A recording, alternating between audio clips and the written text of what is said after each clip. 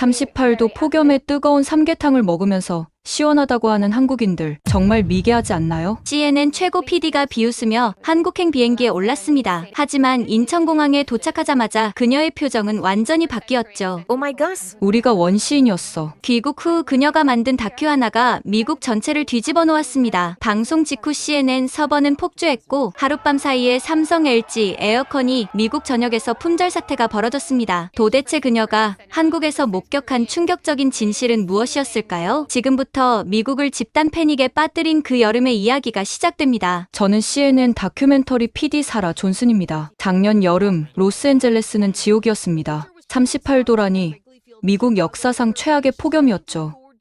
아침부터 저녁까지 태양은 무자비하게 도시를 태웠고 LA의 모든 것이 녹아내리고 있었습니다. 그날 아침도 마찬가지였습니다. 침대에서 일어나자마자 몸이 끈적끈적했죠. 샤워를 했지만 욕실에서 나오자마자 다시 땀이 났습니다. 우리 아파트는 1920년대에 지어진 아르데코 양식 건물이었는데 당연히 중앙 에어컨 같은 건 없었습니다. 역사적 건물 보호법 때문에 함부로 설치할 수도 없었고요. 출근길은 더 끔찍했습니다. 주차장으로 가는 순간부터 열기가 얼굴을 때렸죠. 차에 타자마자 핸들이 너무 뜨거워서 잡을 수가 없었습니다. 에어컨을 켰지만 처음 10분은 뜨거운 바람만 나왔습니다. 또 정체예요. 열기 때문에 아스팔트가 녹아서 공사 중이래요. 라디오에서 흘러나온 교통정보에 저도 깊은 한숨을 쉬었습니다. 이미 이번 주에만 3번째였거든요. 겨우 회사에 도착했지만 상황은 나아지지 않았습니다. 우리 CNN 건물도 오래된 에어컨이 제대로 작동하지 않았거든요.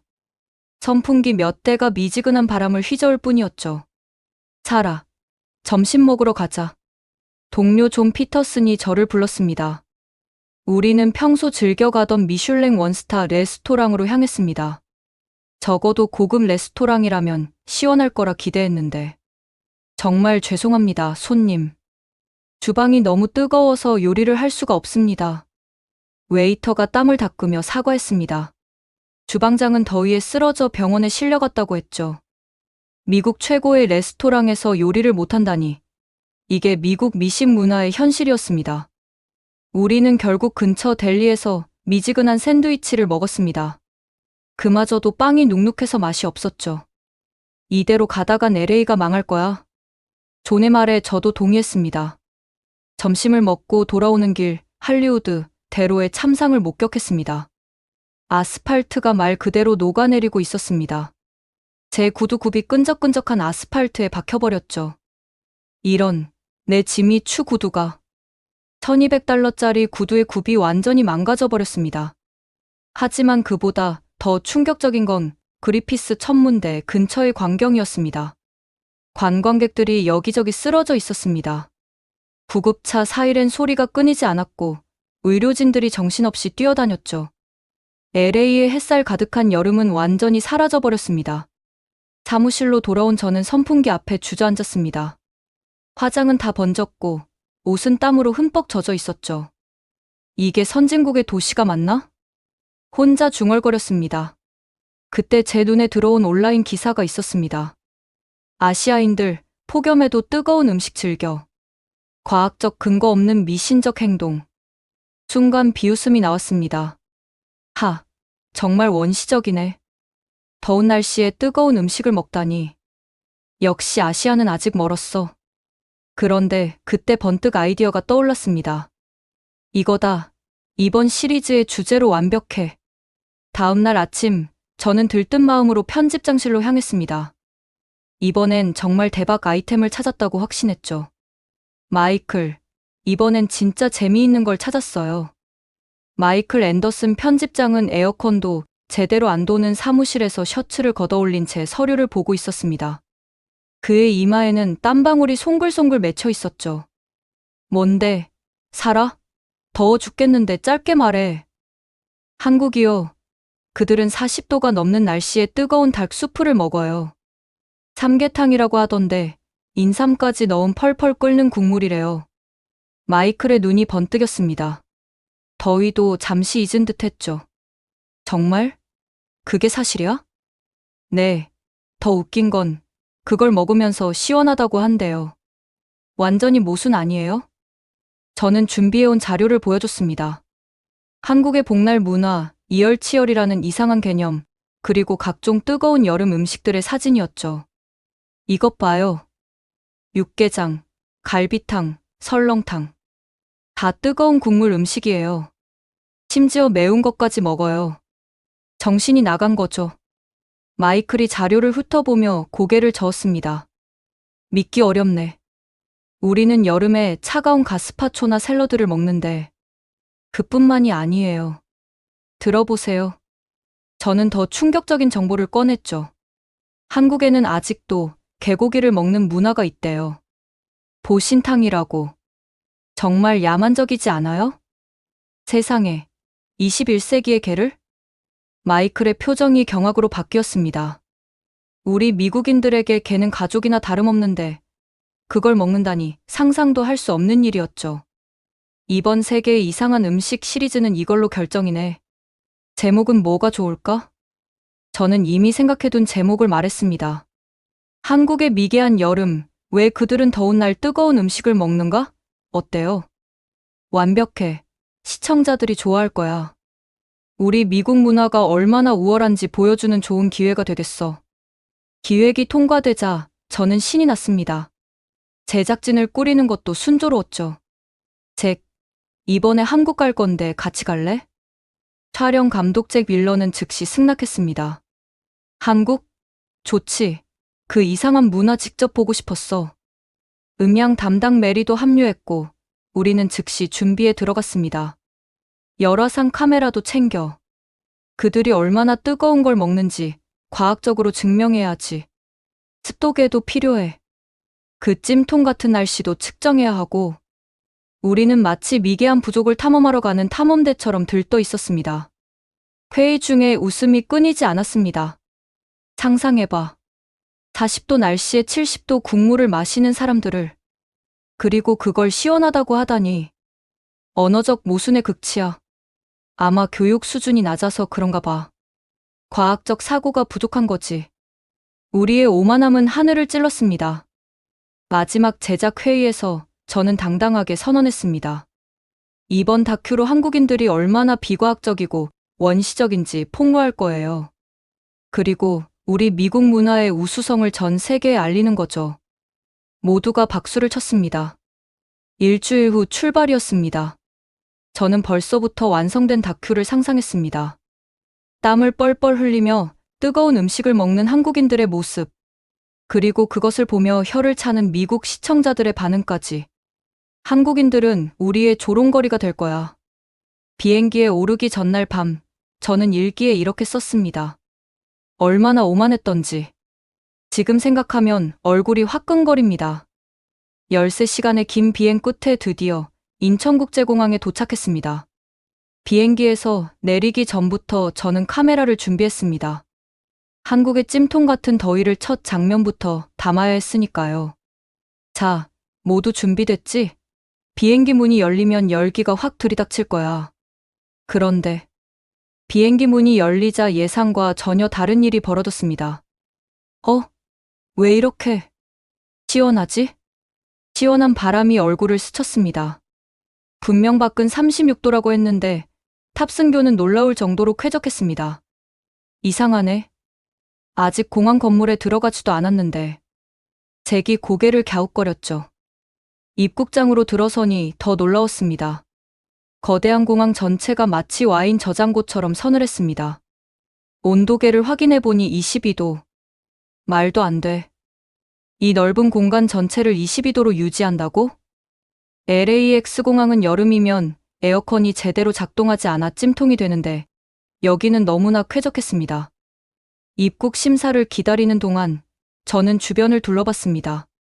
수많은 사람이 줄을 서 있는데도 아무도 덥다고 불평하지 않았죠. 오히려 긴팔 옷을 입은 사람들도 보였습니다.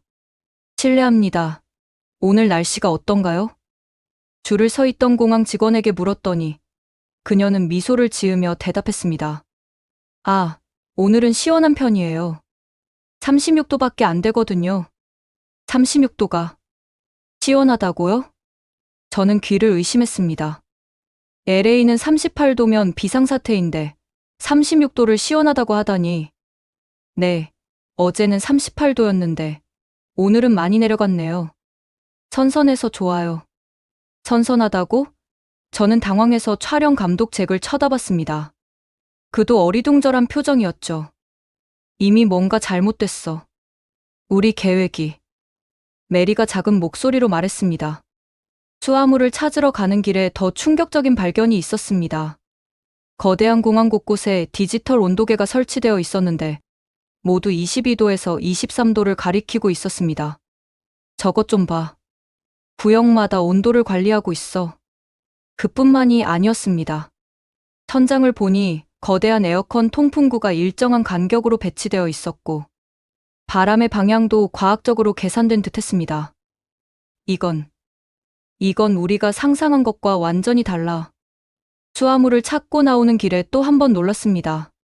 화장실에 들어갔는데 거기도 에어컨이 빵빵하게 틀어져 있었거든요. 화장실에까지 에어컨이라니. 이건 낭비 아니야? 하지만 솔직히 너무 좋았습니다. LAX 공항의 화장실은 여름이면 악취와 열기로 들어가기도 힘든데 여기는 완벽했죠.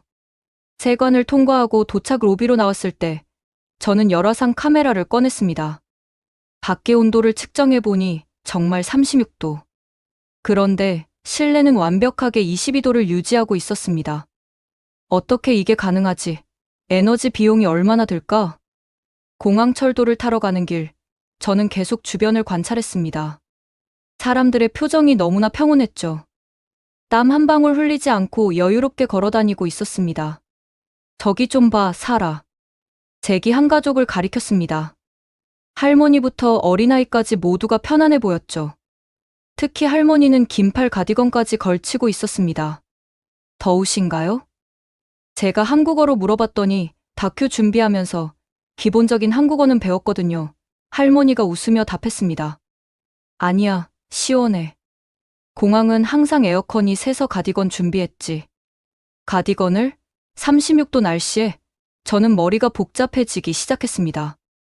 공항철도 플랫폼에 도착했을 때 또 다른 충격이 기다리고 있었습니다. 스크린 도어가 완벽하게 닫혀 있었고 플랫폼 전체가 에어컨으로 시원하게 유지되고 있었죠. 이건 뭐야? 지하철 플랫폼까지 에어컨이라고?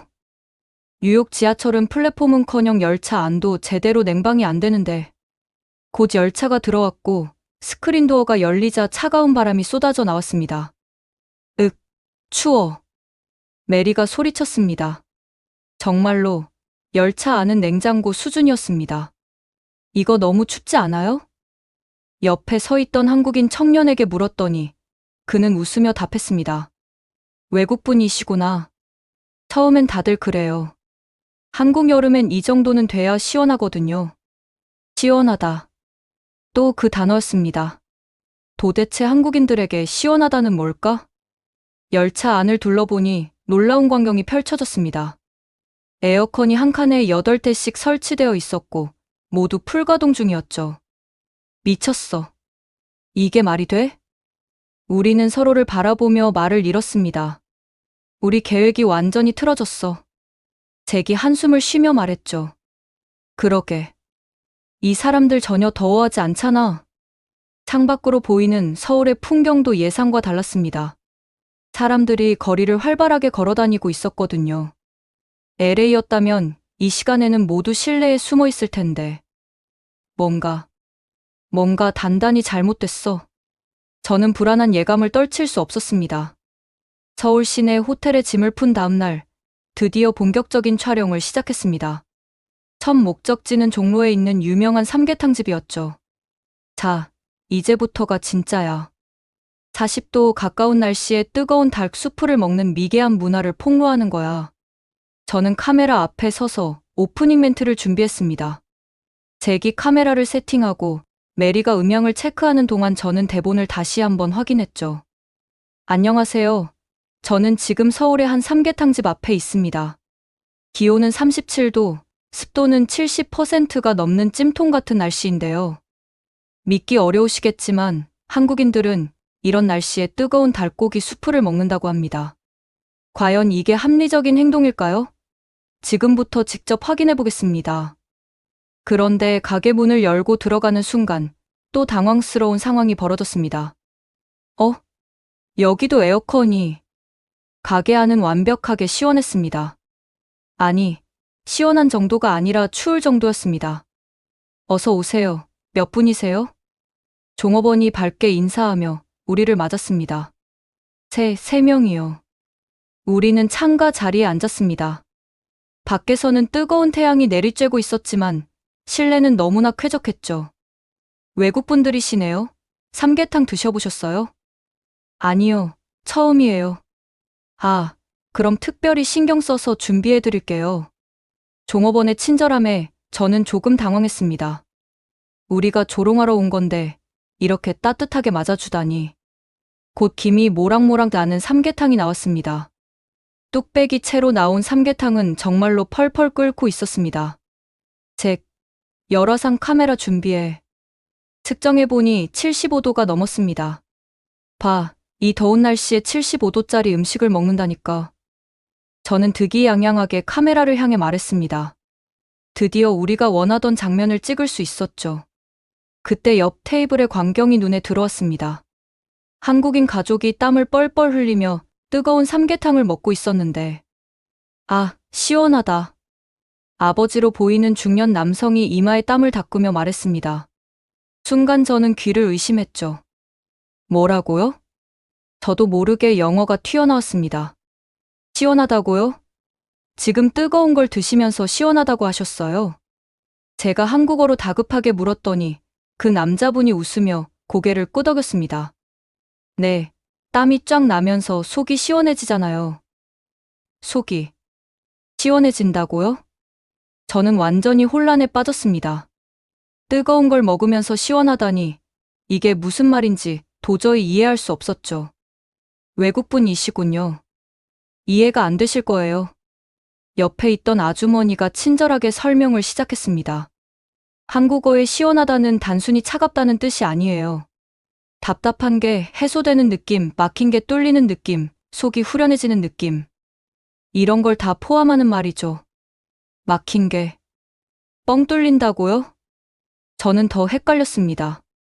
제게게 통역을 부탁했지만 그도 어떻게 설명해야 할지 모르겠다는 표정이었죠. 한번 드셔보세요. 그럼 무슨 말인지 아실 거예요. 아주머니가 권했습니다. 저는 망설이다가 뜨거운 국물을 한 숟가락 떠먹었습니다.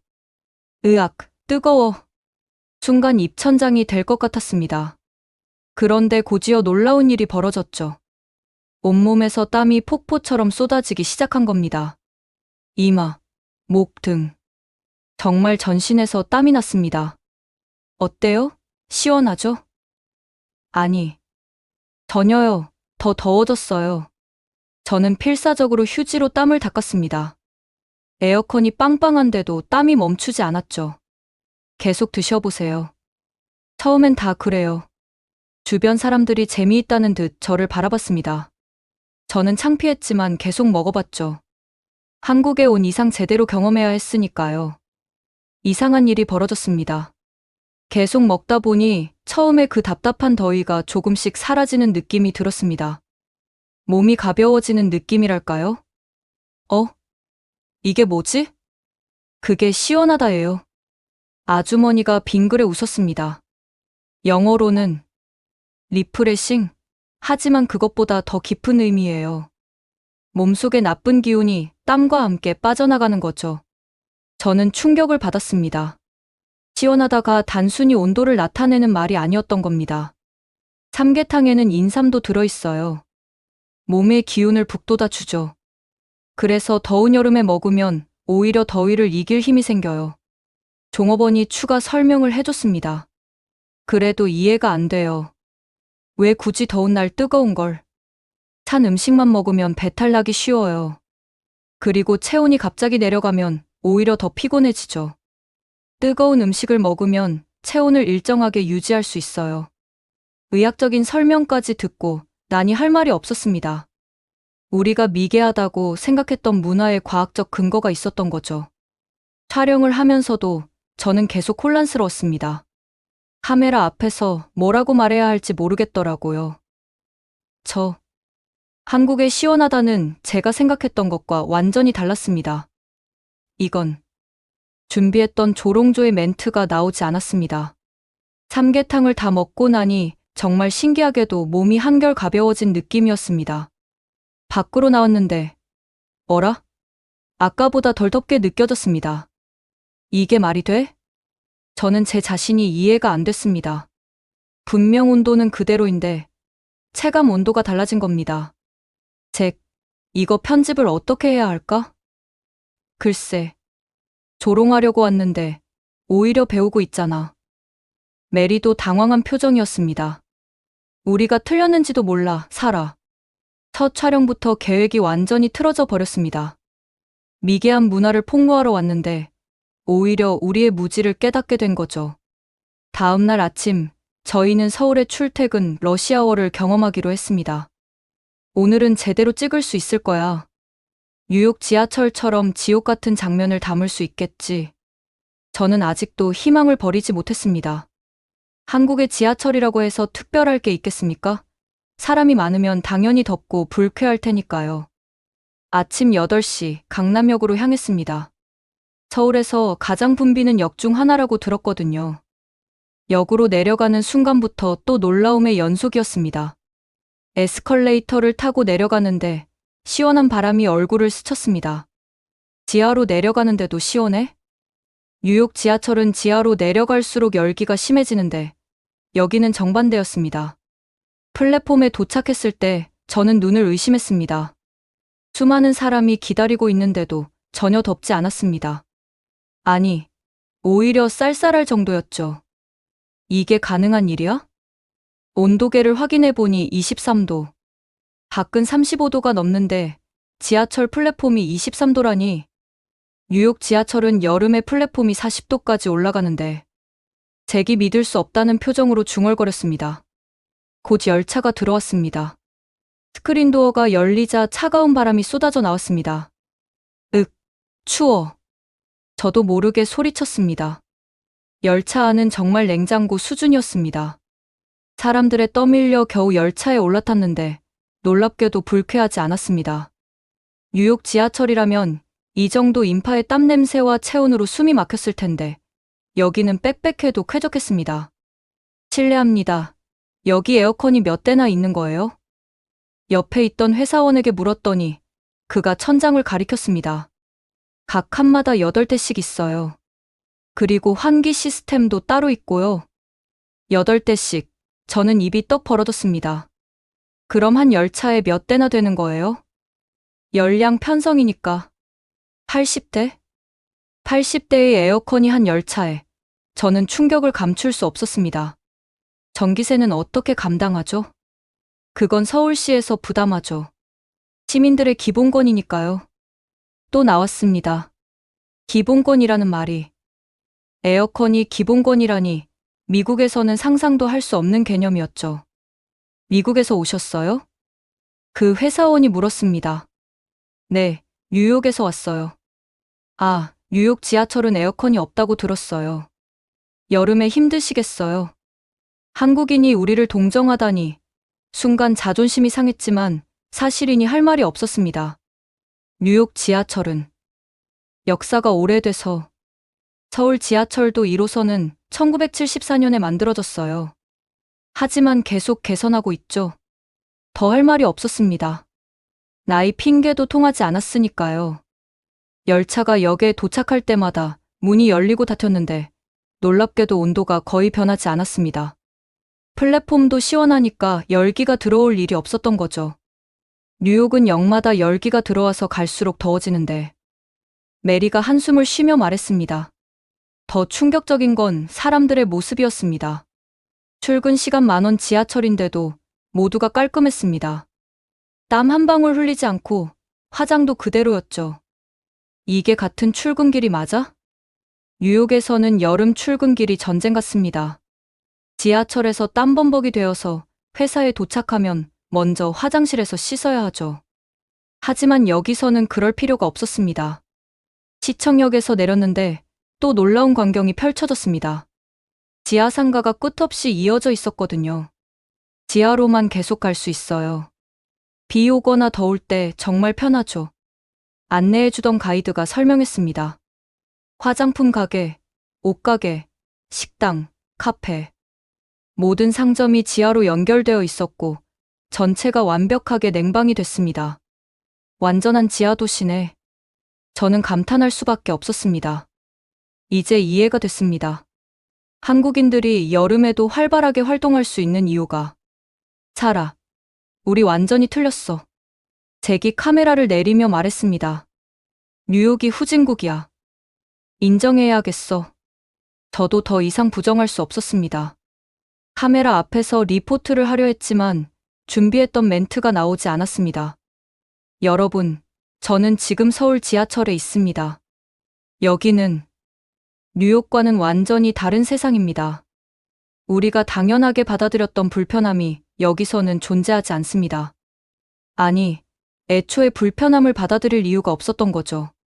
촬영을 마치고 지상으로 올라왔을 때 저는 깊은 생각에 잠겼습니다. 우리는 왜 이렇게 하지 못하는 거지? 기술이 없어서? 돈이 없어서? 아니면 그냥 아니랬던 건가? 미국의 자존심이 무너지는 순간이었습니다. 그날 밤 숙소 근처를 산책하다가 저는 또 하나의 충격을 받았습니다. 저게 뭐야? 새벽 2시인데 왜 이렇게 환해? 거리 곳곳에 환하게 불을 밝힌 가게들이 있었습니다. 간판을 보니 CU, GS25, 세븐일레븐. 모두 편의점이었죠. 24시간 편의점이에요. 한국에는 어디에나 있죠. 가이드가 당연하다는 듯 설명했습니다. 24시간? 매일? 일요일에도? 네. 365일 연중무휴예요. 저는 충격을 받았습니다. 미국에서도 24시간 편의점이 있지만 이렇게 많지는 않죠. 특히 안전 문제로 밤에는 문 닫는 곳도 많고요. 직원들은 언제 쉬어요? 교대 근무를 하죠. 그리고 시급도 야간에는 더 높아요. 호기심을 참지 못하고 가장 가까운 편의점에 들어가 봤습니다. 띵동. 문을 열자 시원한 바람과 함께 경쾌한 종소리가 울렸습니다. 어서 오세요. 알바생이 밝게 인사했습니다. 새벽 2시인데도 너무나 친절했습니다. 안은 정말 작은 천국이었습니다. 에어컨이 빵빵하게 돌아가고 있었고 밝은 조명 아래 각종 상품이 가득했죠. 와, 이게 다 뭐야? 음료 코너에는 수십 종류의 차가운 음료가 있었고 아이스크림 냉동고에는 처음 보는 이름들이 가득했습니다. 메로나, 빵빠레, 수박바, 조스바. 하나 드셔보세요. 수박바가 인기 많아요. 알바생이 추천해줬습니다.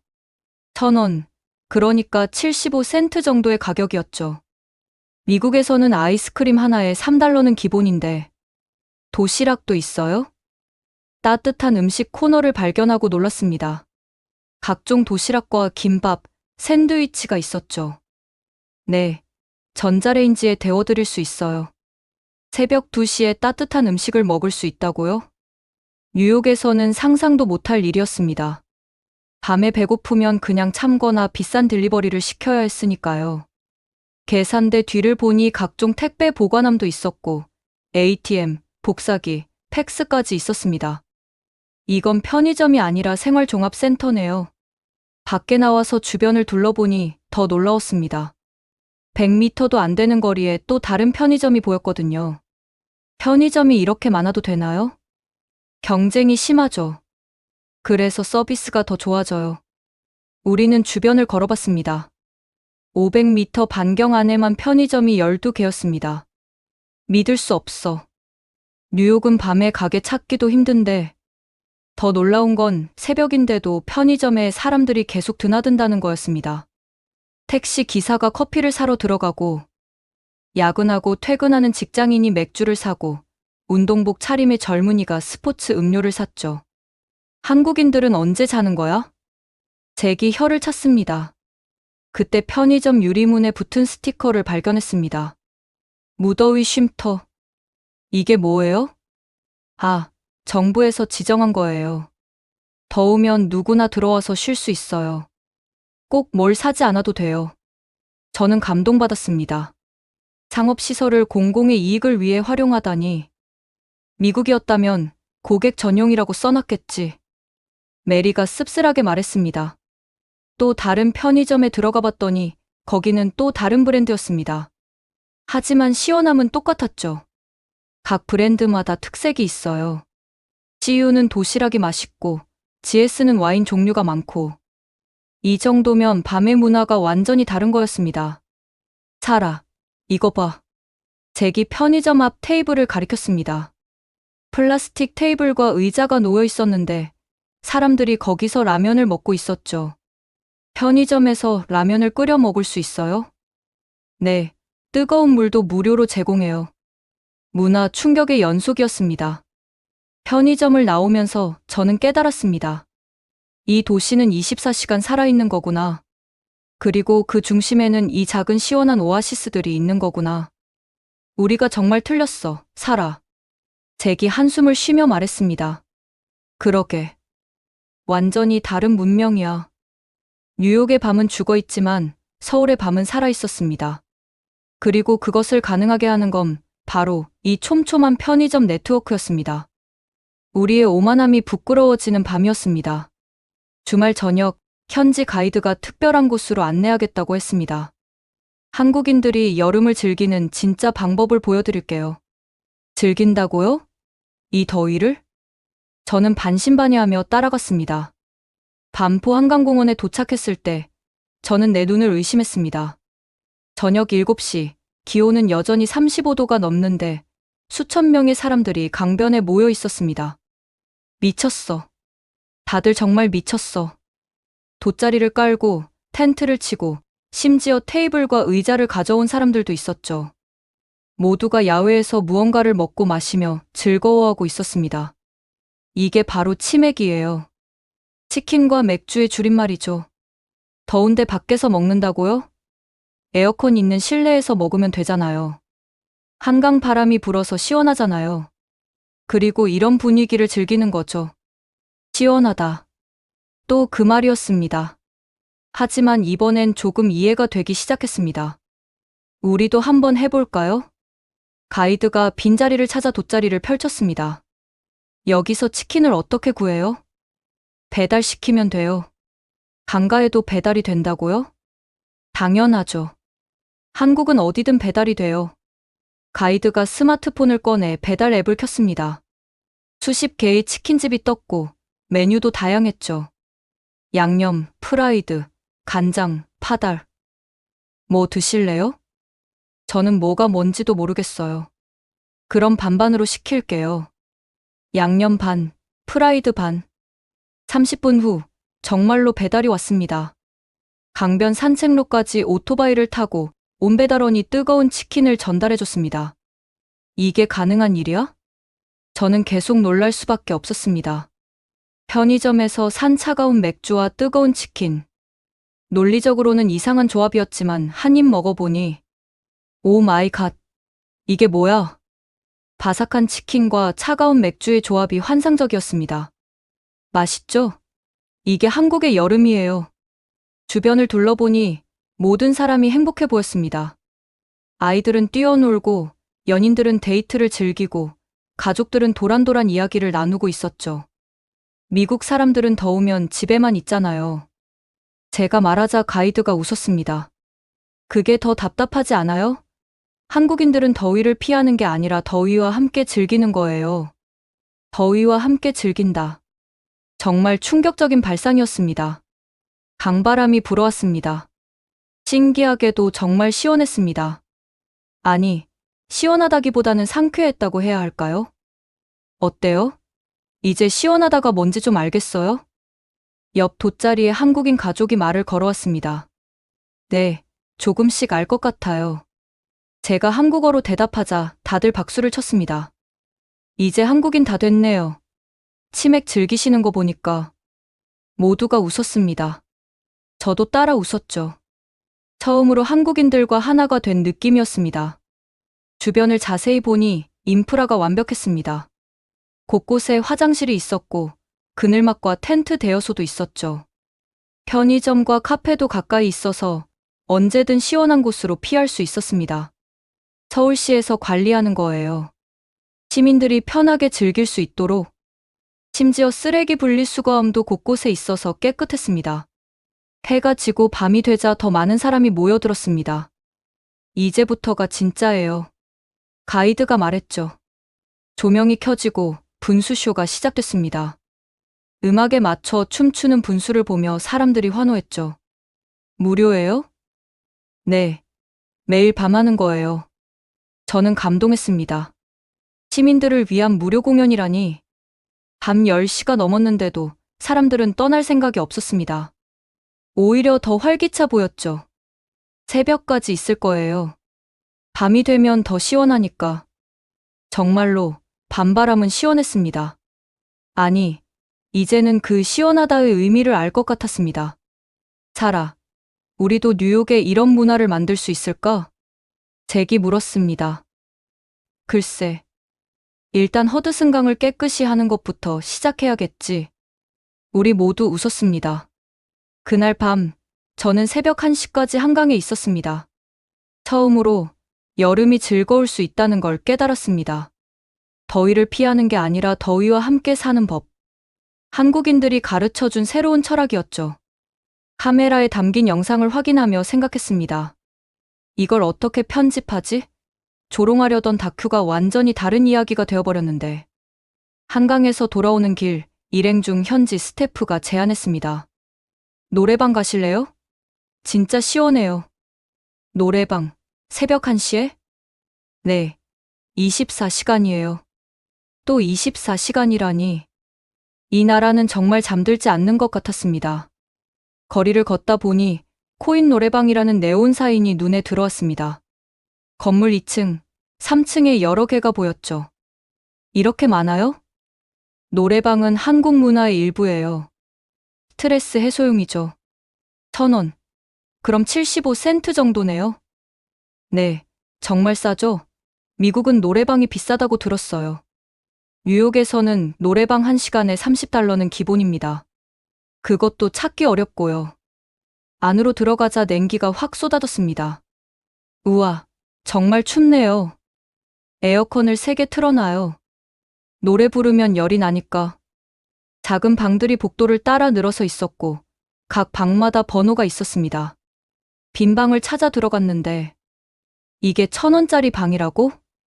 최신식 노래방 기계, 큰 화면, 고급 음향시설, 그리고 무엇보다 얼굴을 직접 향하는 에어컨. 마이크도 2개나 있어요. 네, 듀엣도 할 수 있죠. 1,000원을 넣고 영어 노래를 검색했습니다.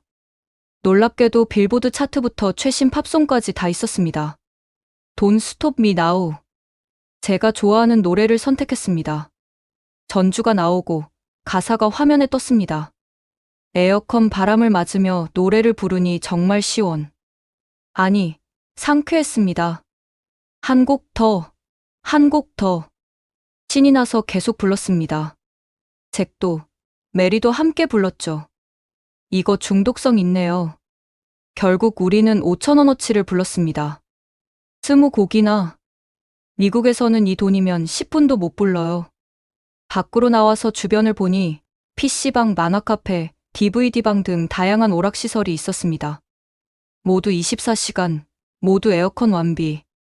한국인들은 더위를 피해 이런 곳에서 시간을 보내는 거군요. 네. 그래서 방 문화가 발달했어요. 그제야 이해가 됐습니다.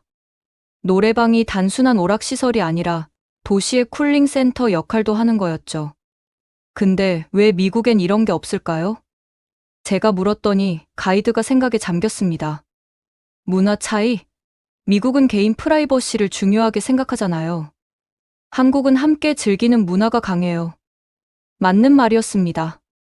우리는 혼자 있기를 좋아하지만 그래서 더위에 혼자 고통받고 있었던 거죠. 노래방을 나오며 저는 생각했습니다. 조롱하러 왔다가 오히려 부러워하고 있네. 다음 날 저희는 일반 가정을 방문하기로 했습니다.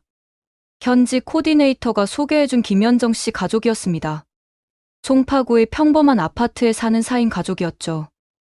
어서 오세요. 더우셨죠? 에어컨 더 틀까요? 현관문을 열자마자 시원한 바람이 얼굴을 감쌌습니다. 아니에요. 충분히 시원해요. 아니, 오히려 춥네요. 거실로 안내받았는데 벽에 걸린 대형 에어컨이 조용히 작동하고 있었습니다. 와, 정말 크네요. 거실이 넓어서 큰 걸로 달았어요. 여름엔 거의 하루 종일 틀어놔요. 거실을 둘러보니 깔끔하고 현대적인 인테리어였습니다. 그런데 저기 주방에도 에어컨이 있네요. 아, 네. 요리할 때 너무 더워서 따로 달았어요. 작은 거지만 없으면 못 살아요. 주방에 따로 에어컨이라니 미국에서는 상상도 못할 일이었죠. 집 구조를 좀 보여주실 수 있을까요? 그럼요. 이리 오세요. 김현정 씨가 집안을 안내했습니다. 먼저 안방으로 갔는데 여기도 에어컨이 네, 잠잘 때 필수죠. 열대야에는 에어컨 없으면 잠을 못 자요. 그 다음은 아이들 방이었습니다. 12살, 10살 두 아이의 방에도 각각 에어컨이 있었습니다. 아이들 방에도 각각 있어요? 당연하죠. 아이들이 잘 자야 성장하잖아요. 더우면 잠을 설쳐서 키가 안 큰데요. 그 다음은 서재였는데 거기도 작은 에어컨이 있었습니다. 남편이 재택근무를 자주 해서 여기도 달았어요. 마지막으로 놀란 건 드레스룸이었습니다. 여기는 작은 선풍기네요. 아, 여기는 에어컨까지는 필요 없고 습기 제거용으로 선풍기만 놔뒀어요. 손가락으로 세어보니 총 에어컨이 몇 대예요? 거실, 주방, 안방, 아이들 방 둘 서재. 6대네요. 아, 맞다. 다용도실에도 작은 거 하나 있어요. 그럼 7대네요. 7대. 저는 거의 소리를 질렀습니다. LA에 우리 집은 100년 된 집인데 에어컨은커녕 선풍기도 제대로 없는데 전기세는 얼마나 나와요? 여름엔 좀 나오죠. 한 25만 원, 30만 원 넘을 때도 있어요. 25만 원에서 30만 원. 200달러에서 250달러 정도였습니다. LA 기준으로는 그리 비싸지 않았는데 7대를 틀고도 그 정도라니 비싸지 않아요? 건강이 더 중요하죠. 그리고 요즘 에어컨은 인버터라서 전기를 생각보다 안 먹어요. 김현정 씨가 리모컨을 보여줬습니다. 이게 AI 모드예요. 사람이 있는 곳만 감지해서 바람을 보내고 자동으로 온도를 조절해요. 밤에는 수면 모드로 바꾸면 소음도 줄고 전기도 아껴요. AI가 에어컨에도? 저는 계속 충격을 받았습니다. 미국은 아직도 수동 에어컨도 드문데 여기는 인공지능이라니. 그리고 이거 보세요. 김현정 씨가 스마트폰을 꺼냈습니다.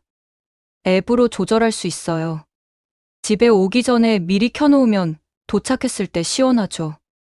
집 밖에서도 조절이 가능하다고요? 네, 와이파이로 연결되어 있어요. 이건 정말 미래 기술이었습니다. 미국은 에어컨이 사치품이라고 생각하는데 에어컨이 사치예요? 여름의 필수품이죠. 에어컨 없는 집은 세입자도 안 들어와요. 확고한 대답에 저는 할 말을 잃었습니다. 겨울에는 어떻게 하세요? 에어컨을 떼나요? 아니요. 요즘 에어컨은 난방도 돼요. 사계절 내내 써요. 겨울엔 난방비가 오히려 가스보일러보다 싸요. 난방도 된다고? 7대의 에어컨이 냉난방을 다 한다니. 한국 사람들은 정말 에어컨 없으면 못 사나 봐요. 당연하죠. 요즘 누가 에어컨 없이 살아요? 원룸도 에어컨은 기본이에요. 그 당연하다는 말이 계속 제 머리에 맴돌았습니다. 집을 둘러보며 또 놀란 건 창문이었습니다. 창문이 특별해 보이는데요. 아, 이중창이에요. 사실 3중창으로 바꾸려고 생각 중이에요. 단열이 잘 되면 에어컨 효율이 높아지거든요. 모든 게 에너지 효율을 위해 설계되어 있었습니다. 욕실은요? 욕실은 환풍기로 충분해요. 샤워 후에 습기만 빼면 되니까. 합리적이었습니다. 필요한 곳에만 필요한 만큼. 집을 나오며 김현정 씨가 말했습니다. 미국은 춥잖아요. 그래서 난방에 신경 쓰듯이 우리는 더우니까 냉방에 신경 쓰는 거예요. 자연스러운 거죠. 맞는 말이었습니다. 우리가 난방을 당연시하듯 그들은 냉방을 당연시하는 거였죠. 밖으로 나왔을 때 저는 완전히 다른 사람이 되어 있었습니다. 잭, 우리가 미개한 거 아닐까? 그런 것 같아. 21세기에 에어컨도 없이 사는 우리가. 메리, 넌 어떻게 생각해? LA로 돌아가기 싫어. 우리 모두 웃었지만 그건 씁쓸한 웃음이었습니다. 조롱하러 왔다가 부러워하고 있는 우리 자신이 우스웠으니까요. 촬영 일주일째 제작진이 특별한 점심을 준비했다고 했습니다. 오늘은 진짜 충격적인 한국 여름 음식을 보여드릴게요. 삼계탕보다 더 충격적인 게 있어요? 네, 냉면이요. 냉면. 차가운 면이라는 뜻인가요? 맞아요. 얼음물에 면을 넣어 먹어요. 저는 농담인 줄 알았습니다. 얼음물에 면이라니, 그게 음식이 될 수 있나? 을지로의 유명한 평양냉면집으로 들어갔습니다. 역시나 에어컨이 빵빵했죠. 이제는 놀라지도 않았습니다.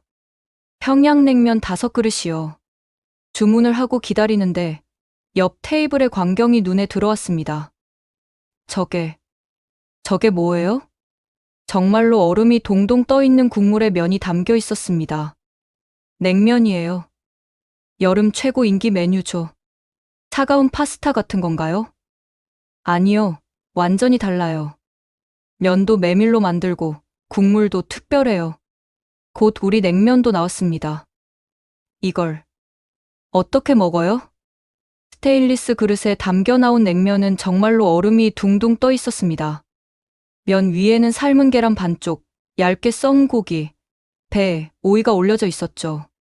먼저 식초랑 겨자를 넣으세요. 식초와 겨자를? 이해가 안 됐지만 시키는 대로 했습니다. 조심스럽게 국물을 한 모금 마셨는데, 응? 이게 뭐야? 차갑고, 시원하고, 새콤하고, 감칠맛이 났습니다. 처음 맛보는 독특한 맛이었죠. 국물이 소고기 육수예요. 차갑게 식혀서 기름을 걷어냈죠. 면을 젓가락으로 들어 올렸습니다. 가늘고 쫄깃한 면발이 신기했습니다. 호로록. 한 입 먹자마자. 오 마이 갓. 디스 이즈 굿. 차가운 육수와 쫄깃한 면발, 새콤한 맛이 완벽하게 어우러졌습니다. 시원하죠? 또 그 말이었지만 이번엔 정말로 100% 이해했습니다. 이건 단순히 차가운 게 아니었습니다. 속이 확 뚫리는 느낌이었죠. 이렇게 맛있을 수가. 저는 정신없이 면을 흡입했습니다. 가위 드릴까요? 가위요? 종업원이 가위를 가져다 줬습니다. 면을 자르는 거였죠. 한국에선 음식을 가위로 잘라요? 네. 냉면은 면이 질겨서 자르기 어려워요. 가위로 자르면 편해요. 실용적이네요. 미국이었다면 전통을 해친다며 난리였을 텐데. 근데 왜 찬 음식을 여름에 먹어요? 배탈 나지 않아요? 오히려 더운 날 찬 음식을 먹으면 속이 시원해져요. 그리고 이 정도 차가운 건 괜찮아요. 계속 먹다 보니 정말 속이 시원해졌습니다. 더위가 싹 가시는 느낌이었죠. 미국에도 찬 수프가 있잖아요. 가스파초 같은 거. 그건 그냥 차가운 토마토 수프죠. 이건 다른 차원이에요. 정말 달랐습니다. 가스파초는 그냥 차가운 수프지만 냉면은 하나의 완성된 요리였습니다. 사실 냉면은 원래 겨울 음식이었어요. 가이드가 설명했습니다. 겨울 음식을 여름에요? 네, 북한 지방 음식인데 겨울에 먹던 걸 6.25 전쟁 후 피난민들이 여름에도 팔기 시작했죠. 그런데 의외로 인기가 좋아서 여름 음식이 됐어요. 문화는 변하는 거구나. 적응하고 진화하는 거구나. 물냉면 말고 비빔냉면도 있어요. 매운 양념에 비벼 먹는 거죠. 매운 것도 있어요? 네. 더운 날 매운 거 먹으면 땀 나면서 시원해져요. 또 그 논리였습니다. 하지만 이제는 이해가 됐죠. 다 먹고 나니 정말 속이 시원했습니다. 에어컨 바람보다 더 시원한 느낌이었습니다. 이제 시원하다가 뭔지 완전히 알겠어요. 그럼 이제 한국인 다 됐네요. 종업원이 웃으며 말했습니다. 냉면집을 나오며 저는 생각했습니다. 내가 얼마나 편견에 갇혀 있었나. 차가운 음식은 몸에 안 좋다는 고정관념, 전통적인 방식만 고수하려는 완고함. 새로운 것을 받아들이지 못하는 폐쇄성. 한국은 그런 것들을 다 깨고 있었습니다. 살아, LA에도 냉면집 있을까? 잭이 물었습니다.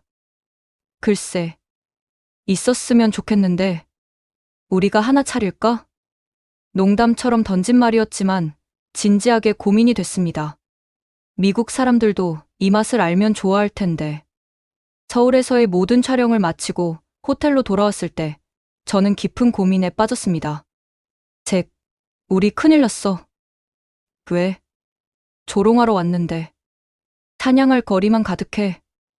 노트북을 열고 지금까지 찍은 영상들을 확인했습니다.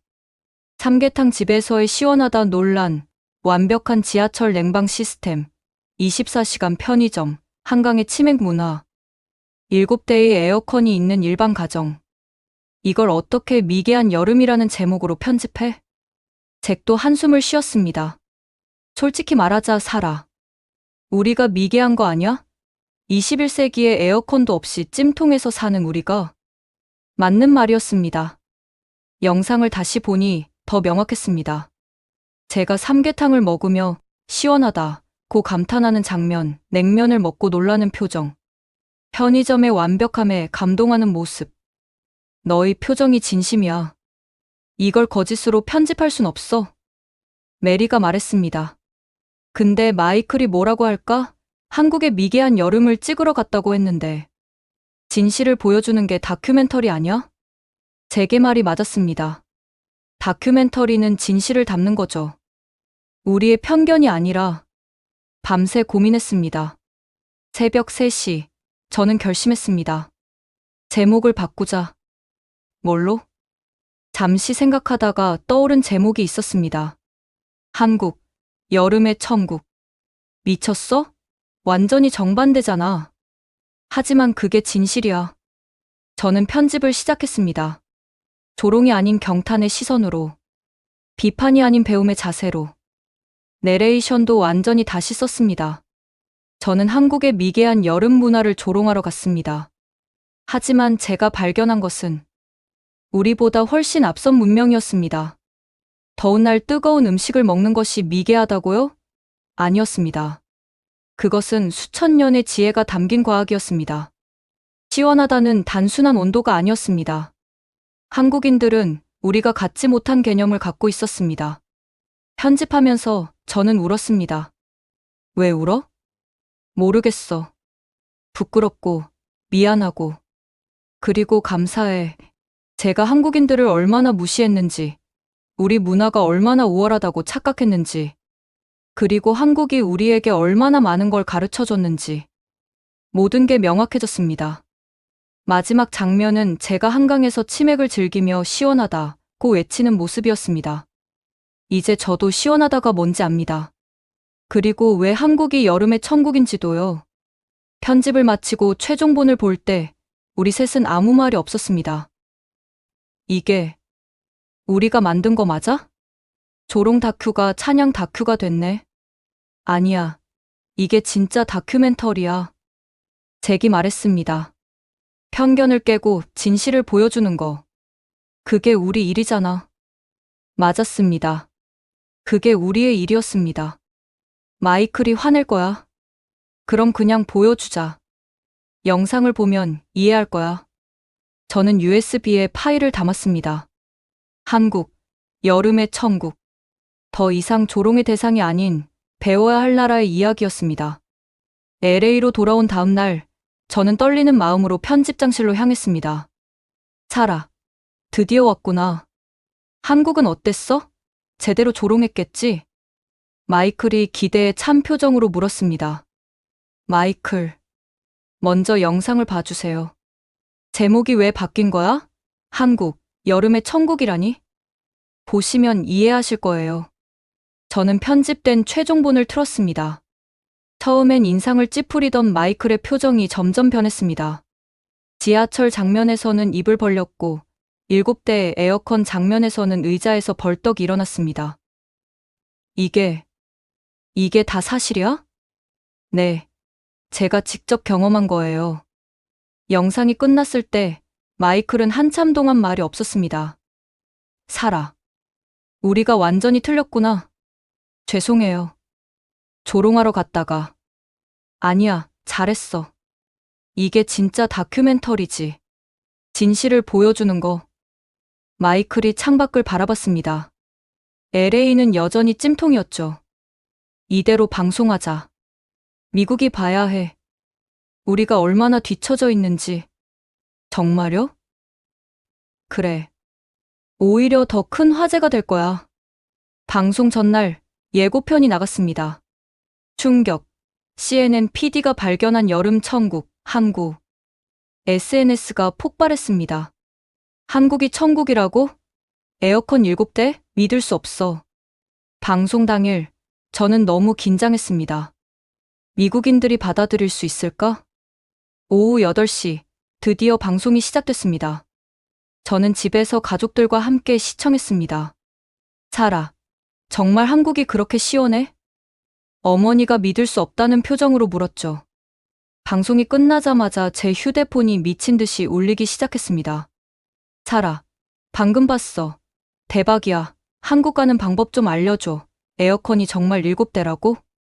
CNN 홈페이지는 접속자가 너무 많아 서버가 다운됐습니다. 트위터에서 한국 여름 천국이 미국 실시간 트렌드 1위에 올랐습니다. 가장 화제가 된 건 역시 시원하다의 의미였습니다. 뜨거운 게 시원하다니. 철학적이야. 우리도 이런 단어가 필요해. 한국어 배워야겠다. 다음날 아침, 미국 주요 언론이 모두 제 다큐를 다뤘습니다. 뉴욕타임스 한국에서 배우는 폭염 생존법, 워싱턴 포스트 에어컨의 나라, 왜 우리는 못하나, USA 투데이 아시아의 지혜, 미국의 오만, 정치인들도 나섰습니다. 왜 우리는 공공시설에 에어컨이 없습니까? 한국처럼 24시간 상점을 허용해야 합니다. 뉴욕 지하철에 즉시 에어컨을 설치하라. 가장 충격적인 반응은 대형 가전 매장에서 왔습니다. 사라님, 큰일 났어요. 다음날 오전, 베스트바이 매니저가 전화했습니다. 무슨 일이에요? 한국산 에어컨이 다 팔렸어요. 하룻밤 사이에. 네. 새벽부터 사람들이 줄 서 있었어요. 삼성이랑 LG 제품만 찾아요. 저는 믿을 수 없었습니다. 제 다큐 하나가 이런 파장을? 타겟, 홈디포, 로우스. 미국 전역의 가전 매장에서 한국산 에어컨이 품절됐다는 소식이 들려왔습니다. SNS는 더 난리였습니다. 삼성 에어컨 파는 곳 아는 사람? LG 듀얼 인버터 어디서 살 수 있어? 한국 직구 방법 공유해주세요. 여행사들도 발 빠르게 움직였습니다. 한국 여름 체험 투어, 서울 냉방 천국 일주일, 치맥과 냉면의 나라. 이런 패키지가 순식간에 등장했고 금세 매진됐다고 했죠. 저는 당황스러웠습니다. 조롱하러 갔다가 한국 홍보대사가 되어버린 기분이었으니까요. 그날 밤 마이클이 전화했습니다. 사라, 시청률 봤어? CNN 역사상 최고야. 마이클, 고마워. 네가 진실을 보여줘서. 덕분에 미국도 눈을 뜨게 됐어. 방송 이틀 후 LA 시내는 전쟁터가 됐습니다. 미쳤어. 새벽 4시부터 줄 섰는데도 못 샀어. 베스트바이 전자매장 앞에서 한 남성이 소리쳤습니다. 저는 취재차 현장에 나갔습니다. 상황은 정말 심각했습니다. 30년 일했는데 이런 일은 처음이에요. 매장 매니저가 당황한 표정으로 말했죠. 어제 그 다큐 이후로 미쳤어요. 1년치 재고가 이틀 만에 나갔어요. 매장 안으로 들어가니 에어컨 코너는 완전히 비어 있었습니다. 다른 브랜드는 안 사요. 무조건 한국 제품만 찾아요. 더 놀라운 건 가격이었습니다. 한국산이 미국산보다 비싼데도 성능이 다르다면서 한국산만 찾아요. 온라인은 더 심각했습니다. 아마존에서 에어컨 검색하면 전부 품절. 재입고 알림 신청만 수십만 건이었죠. 한국 직구 카페가 우후죽순 생겨났습니다. 쿠팡에서 주문하는 법, 지마켓 글로벌 이용 가이드, 배송비 포함해도 미국보다 싸다. 일주일 후 한국 기업들이 긴급 대응에 나섰습니다. 삼성전자 미국 법인입니다. 항공특별 수송 결정했습니다. LG도 멕시코 공장 풀가동 돌입했어요. 한국 언론도 이 현상을 대서특필했죠. 미국 다큐 하나가 만든 에어컨 한류, 아메리칸 K쿨링. 미국뿐만이 아니었습니다. 캐나다, 멕시코, 북미 전역에서 한국 에어컨을 찾는 사람들이 몰려들었죠. 사라 존슨 신드롬이라는 말까지 생겼습니다. 저는 복잡한 심정이었습니다. 이런 걸 의도한 건 아닌데. 하지만 사람들의 반응은 뜨거웠습니다. 사라 덕분에 처음으로 시원한 여름을 보낼 수 있어요. 우리 부모님이 한국 에어컨 사고 20년은 젊어진 것 같대요. 당신이 미국을 구했어요. 이런 메시지가 매일 수백 개씩 왔죠. 삼성과 LG의 주가는 연일 상승했고 두 회사는 북미 마케팅 전략을 전면 수정했다고 발표했습니다. 예상치 못한 홍보 효과였습니다. 삼성 관계자의 인터뷰가 신문에 실렸죠. 저는 깨달았습니다. 제가 한 일이 단순한 다큐를 넘어서 사람들의 삶을 바꾸고 있다는 걸. 그해 6월이 되자 인천공항은 미국인들로 가득 찼습니다. 사라 다큐 보고 왔어요. 에어컨 천국 체험하러요. 냉면 먹으러 왔어요. 한국관광공사 발표에 따르면 미국인 입국자가 전년 대비 800% 증가했답니다. 저도 후속 취재차 다시 한국을 찾았습니다. 명동은 영어로 가득했습니다. 헬로, 땡큐. 상인들도 간단한 영어를 배우기 시작했더군요. 미국 손님 너무 많아요. 하루에 100명은 와요. 화장품 가게 직원이 말했죠. 더 놀라운 건 장기 체류자들이었습니다. 저희는 2달 있다가 갈 거예요. 한 미국인 가족을 만났는데 아예 여름 내내 한국에 머물 계획이라고 했습니다. LA 아파트 임대료보다 서울 호텔이 더 싸요. 전기세 생각하면 오히려 이득이죠. 충격적인 계산이었습니다. 서울시는 긴급히 쿨 서울 캠페인을 시작했죠. 영어 안내 서비스 확대, 여름 특별 관광 코스 개발, 에어컨 투어 프로그램. 한강공원에는 미국인 전용 구역까지 생겼습니다. 치맥 처음이세요? 제가 도와드릴게요. 자원봉사자들이 미국인들에게 치킨 먹는 법을 가르치고 있었죠. 여름 난민이라는 신조어도 생겼습니다. 더위를 피해 한국으로 온 미국인들을 가리키는 말이었죠. 가장 인기 있는 건 역시 냉면집이었습니다. 하루에 미국 손님만 200명은 와요. 을지로 평양냉면집 사장님의 말이었죠. 처음엔 다들 거부감 있어 했는데 한 번 먹으면 매일 와요. 미국인들의 SNS에는 한국 여름 자랑이 넘쳐났습니다. 샵 서울여름 천국 샵 에어컨 파라다이스 샵 냉면 중독 샵 치맥사랑. 심지어 여름 별장을 한국에 구하는 사람들도 생겼답니다. 매년 여름마다 한국에서 살 거예요. 미국 별장보다 실용적이죠. 저는 뿌듯하면서도 미안했습니다. 한국인들에게 폐가 되는 건 아닐까 걱정도 됐죠. 하지만 만나는 한국인들은 모두 환영해줬습니다. 덕분에 한국이 유명해져서 좋아요. 미국 문화도 배울 수 있고요. 문화 교류의 새로운 형태가 만들어지고 있었습니다. 7월 초, 미국 의회에서 폭염 대책 관련 청문회가 열렸습니다. 한국의 사례를 보셨습니까? 우리도 변해야 합니다. 한 의원이 환경부 관계자에게 질문했습니다. 예산 문제가 시민들의 건강이 먼저 아닙니까? 청문회 이후 작은 변화들이 시작됐습니다.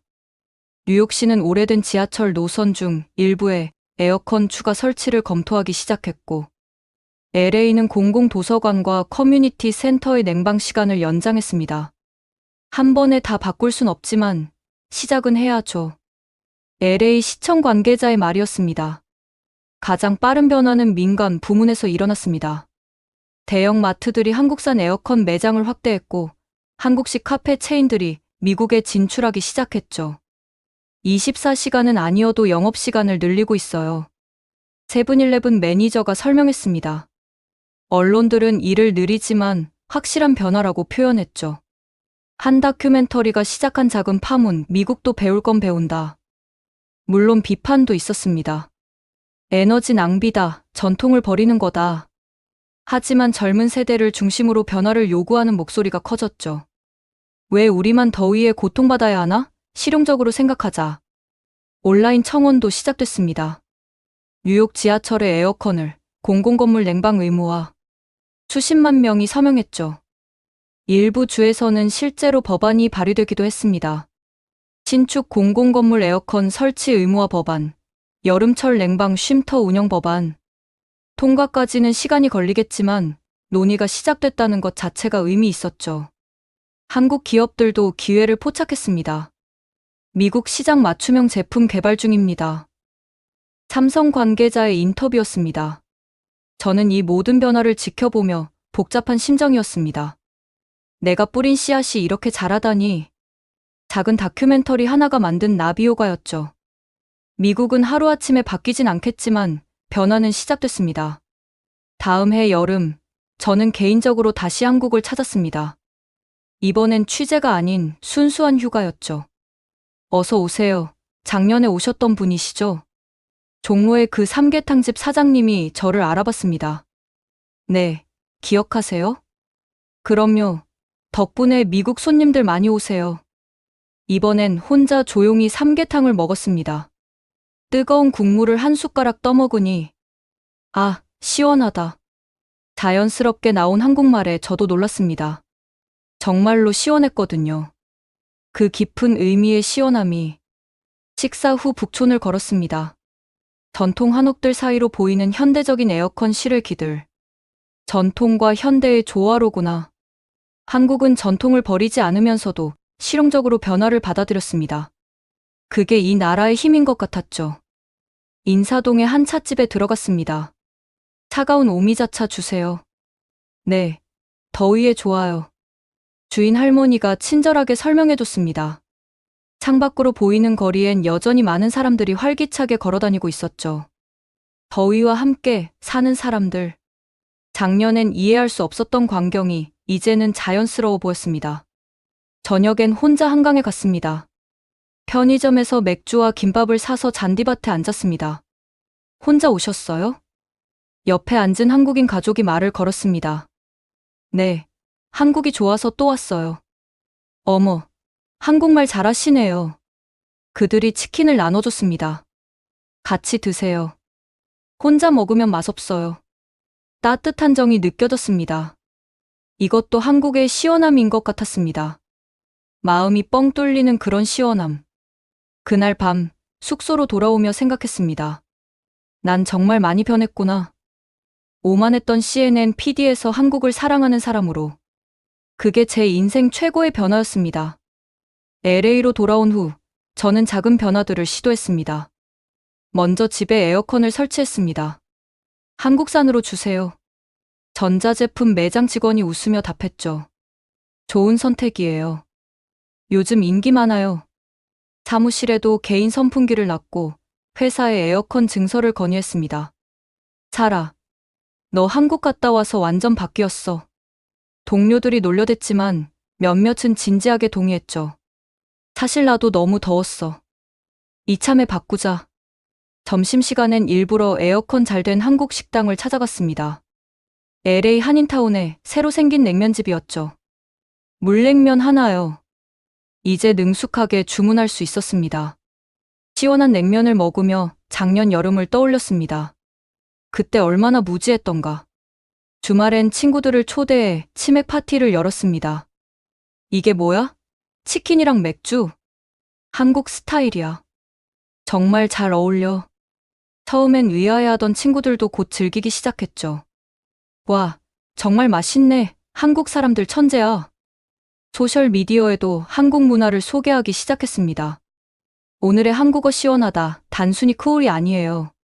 더 깊은 의미가 있죠. 팔로워들의 반응이 뜨거웠습니다. 더 알려줘. 한국 가고 싶어. CNN에서도 후속 프로그램을 기획했습니다. 세계의 여름 문화 시리즈였죠. 사라가 총괄 PD 맡아줘. 마이클의 제안이었습니다. 이번엔 편견 없이 열린 마음으로 각국의 지혜를 소개하는 프로그램이었죠. 개인적으로는 한국어 공부를 계속했습니다. 안녕하세요. 오늘은 날씨가 시원하네요. 온라인 한국어 선생님이 칭찬했죠. 발음이 정말 좋아졌어요. 1년 전엔 조롱하려 했던 나라의 언어를 이제는 사랑하게 됐으니 인생이란 정말 알 수 없는 거였습니다. 저녁엔 종종 한국 친구들과 화상통화를 했습니다. 사라 언니, 언제 또 와요? 곧 갈게. 이번 여름에 꼭. 그들과의 우정도 제 인생의 큰 선물이었죠. LA의 여름은 여전히 덥지만 이제는 견딜만 합니다. 에어컨도 있고 냉면도 있고 무엇보다 시원하다는 개념을 알게 됐으니까요. 다큐 방송 1년 후 한 잡지사에서 인터뷰 요청이 왔습니다. 그 다큐 이후로 어떤 변화가 있었나요? 기자의 질문에 저는 잠시 생각했습니다. 모든 게 변했어요. 특히 제 자신이요. 구체적으로 설명해 주실 수 있나요? 전 오만했어요. 미국 문화가 최고이고 다른 나라는 뒤떨어졌다고 생각했죠. 특히 아시아 국가들을요. 부끄러웠지만 솔직하게 말했습니다. 한국이 그 생각을 완전히 바꿔놨어요. 우리가 당연하게 받아들이는 불편함이 당연한 게 아니었더라고요. 시원하다는 개념이 인상적이었다고요? 네, 그건 단순한 단어가 아니에요. 삶을 대하는 철학이죠. 온도만이 아닌 마음의 상태를 표현하는. 인터뷰하면서도 또 배웠습니다. 제 경험을 말로 정리하니 더 명확해졌거든요. 미국은 변하고 있나요? 천천히요. 하지만 확실히 변하고 있어요. 특히 젊은 세대를 중심으로. 후회는 없으신가요? 조롱하려던 다큐가. 오히려 감사해요. 덕분에 더 넓은 세상을 보게 됐으니까요. 인터뷰가 끝나고 기자가 물었습니다. 한국에 또 가실 건가요? 당연하죠. 이번 여름에도 갈 거예요. 이제 제 두 번째 고향 같아요. 그날 밤, 작년에 찍은 영상들을 다시 봤습니다. 처음 인천공항에 도착했을 때의 당황한 표정. 삼계탕을 먹으며 놀라는 모습. 한강에서 행복해하는 장면. 참 많이 변했네, 나도. 가장 큰 변화는 겸손해졌다는 거였습니다. 세상엔 배울 게 너무 많다는 걸 알게 됐죠. 침대에 누워 천장을 보며 생각했습니다. 내년 여름엔 또 뭘 배우게 될까? 설레는 마음으로 잠이 들었습니다. 지금까지 CNN PD 사라 존슨의 한국 여름 체험기 어떠셨나요? 조롱하러 갔다가 오히려 배우고 온 그녀의 이야기가 많은 걸 시사합니다. 때로는 우리가 당연하게 여기는 것들이 누군가에게는 놀라운 발견이 될 수 있다는 걸요. 이 이야기가 재미있으셨다면 한국의 놀라운 여름 문화를 세계에 알리기 위해 이 영상을 공유해주세요. 구독과 좋아요도 잊지 마시고요. 다음에도 더 흥미로운 이야기로 찾아뵙겠습니다. 여러분, 시원한 여름 보내세요. 지금까지 코리아 원더풀이었습니다.